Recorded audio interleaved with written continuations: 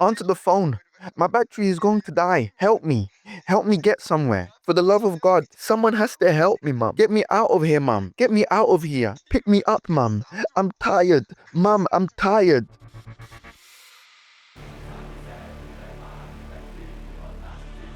That was my life. That's what I lived for. The fans, the passion, my football team. Palmeiras. It was my religion. Palmeiras was everything in my life.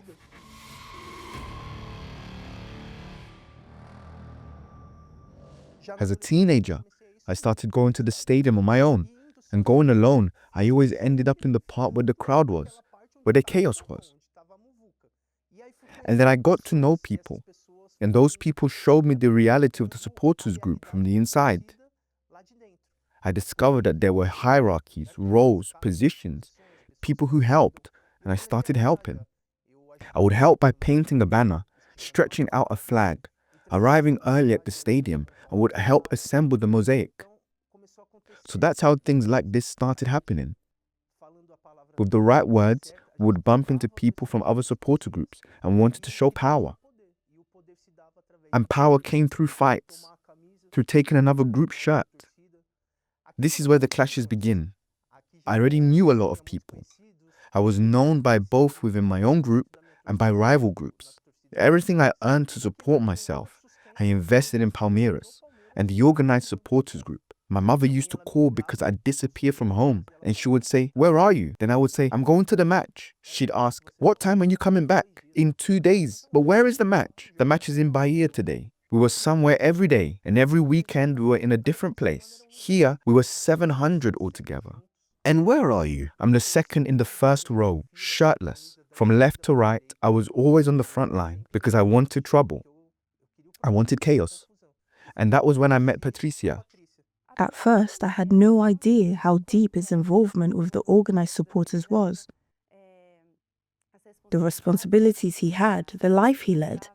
I had never experienced that, so I started accompanying him. The first thing I did was tell her we had to live together.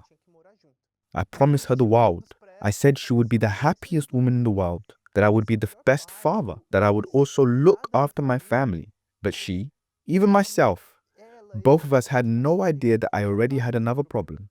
The organized supporters group isn't just about football, because I was part of a huge supporters group that was also involved with carnival.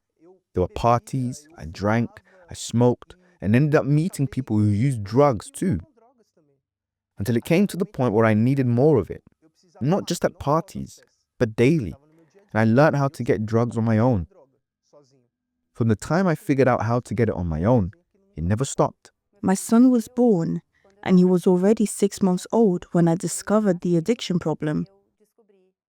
One day, I found cocaine amongst his clothes. And that's when reality hit me again. I wasn't living in the world I'd set in my mind. Reality was quite different. Time went by and I started trading my family for that world, and the fuel was cocaine. And that's how I lived, hallucinating.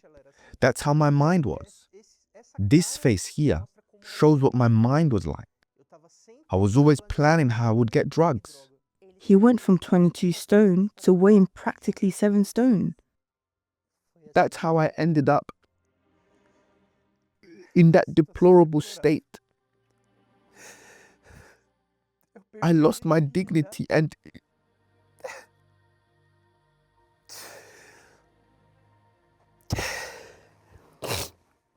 people looked at me and said, "My God, you look like a skeleton. It's impossible that you can't see it." That's what breaks a mother's heart.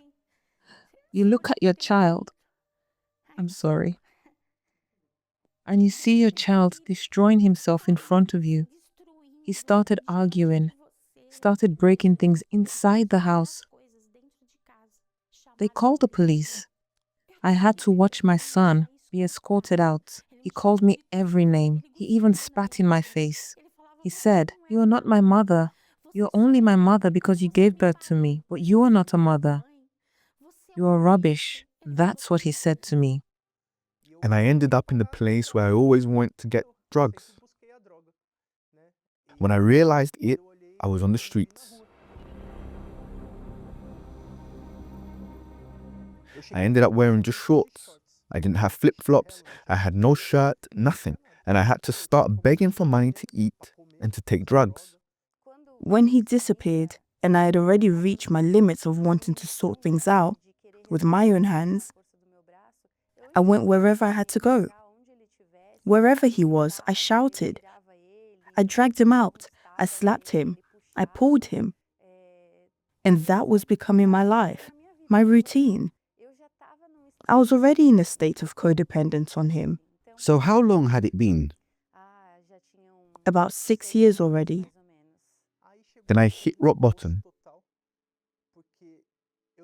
because I would pass out after several days awake, to the point where my eyes started producing gunk, tearing dirt, tearing drugs. Drugs would run from my nose. I sneezed drugs. Until my mother, fighting so hard for me, fought for God to create a situation where I would truly suffer and would mark me. One day, in the place where I was living, that street life, thinking I was surrounded by friends, I was robbed. And that day I was desperate and I realized there was no one to help me. So, when I finally sat there alone, I stopped between the train tracks, the train going past, able to take my head off. And then something said, "Take your phone and call your mum." So I took my phone and with much difficulty sent a voice message to my mum. And this is what I sent her.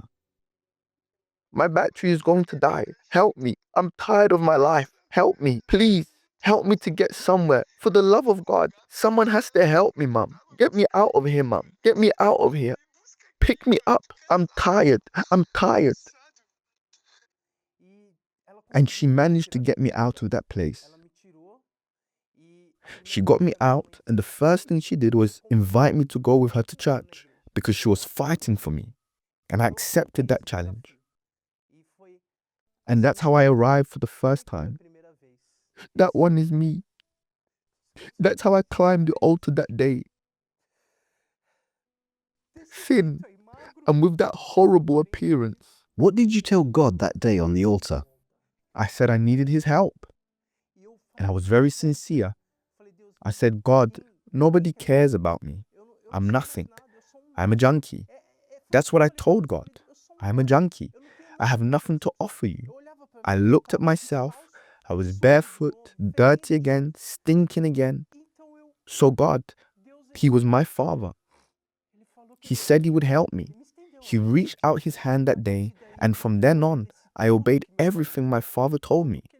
Everything he told me to do, I did.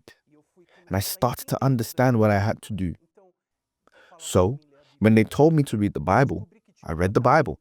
I found out there was a treatment for addiction, so I did the treatment to be free from addiction. Then I realized it was necessary to bury the old self. So I got baptized in water, and then I began to hear about the Holy Spirit. I learned that the Holy Spirit was the cure for everything. That if I received the Holy Spirit, I would never think about addiction again. So I started wanting the Holy Spirit in every way. At that time, the campaign of Israel came, which was precisely for those who didn't have the Holy Spirit. So I took part in that campaign of Israel for my soul and my everything. First and foremost, more than any financial value, more than anything else, was giving up my life. I needed to do more for God than I had done for the devil, than I had done in the world. I said, "My God, I leave everything here for you, everything. I don't want to be known by anyone. I want to be known by you." Then I remember that I placed my hand on that altar and said, "I will go down with your spirit. I know you are here with me. I know that you see me." I smiled. I looked up and I smiled. There were many people around me, but it felt as if no one was there. Then I went down and he came down with me. I went back to my seat. I was no longer seeking the Holy Spirit because the Holy Spirit was already in me. I was only giving thanks. I remember crying a lot, a lot, a lot. That was the end of the seeking. But it hadn't ended for me because I carried on seeking until someone touched my shoulder and said, "It's over. You're talking to yourself." And then the meeting ended and the church doors opened and I wanted to run out. And I said, I need to tell everyone. Where's my mom? I said, Mom, I was baptized with the Holy Spirit. She looked at me and said, already? And that's when things started happening. I started bearing fruit.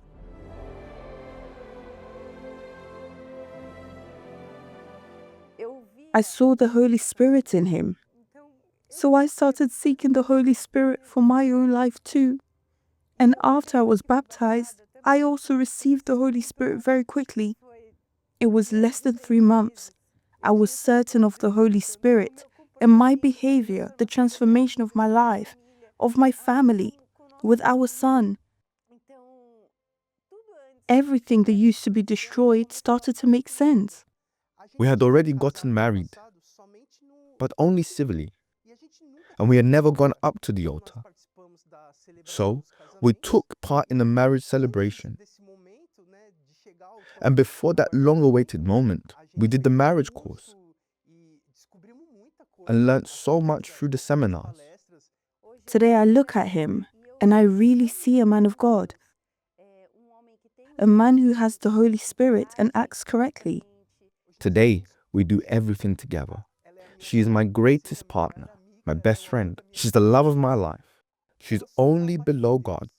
Today, he's another person. What God has done, only the altar and only God's power could do. Our fight, our battle was great, but we won. God says in his word, come to me, all you who are weary and heavy laden, and I will give you rest. God relieved my life. He removed my yoke, removed my burden, removed all that weight. He took it all upon himself and he treated me like a son. In fact, was that person there left on the altar? He was left on the altar. That was the last day that person was seen. He no longer exists. He's just there to tell the story, to show people that there is a way for them too.